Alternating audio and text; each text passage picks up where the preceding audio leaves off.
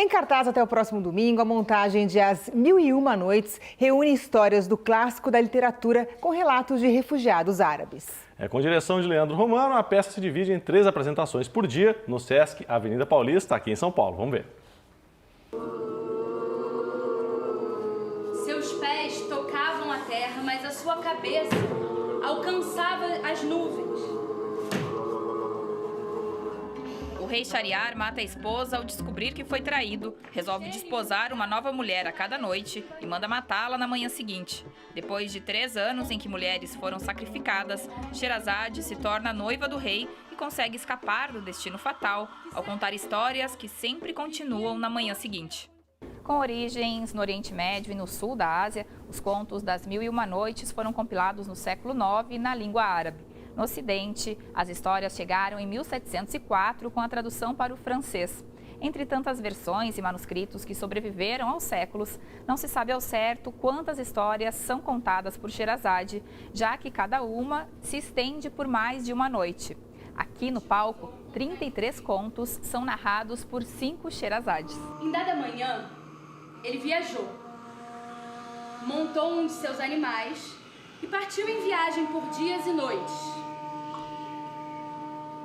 Mas Deus já escrevera que ele chegaria bem até a terra para onde ele rumava. Cada apresentação traz 3 histórias, cada uma narrada por uma Sherazade diferente no palco. Como são mais de 500 páginas de texto dramatúrgico, algo impossível de decorar, os atores encaram a encenação como um jogo. A gente tem que estar atento ao que está acontecendo na história para, a partir dos elementos da história, ir criando junto, como se fosse um jogo mesmo. Esse quadrado de areia é como se fosse o tabuleiro do jogo também. É o terreno da história mesmo, o terreno da ficção e também depois dos depoimentos, mas é onde a história se dá. No jogo, Sherazade assopra em voz baixa as falas que são repetidas pelos personagens criados pela sua imaginação. Tem também essa ideia de que a Sherazade tem muito poder, né, ali. Durante o espetáculo, ela funciona como uma diretora de cena, né? Ela comanda os outros atores, ela dá o texto para os atores, diz o que eles têm que fazer, justamente porque a peça é tão grande, né? E me dá uma sensação que essa coisa dela, né, orquestrar a história, acaba que todos acabam sendo o imaginário da Sherazade, né? Porque ela está contando aquela história, então todo mundo que está em cena acaba povoando esse imaginário e sendo um pouco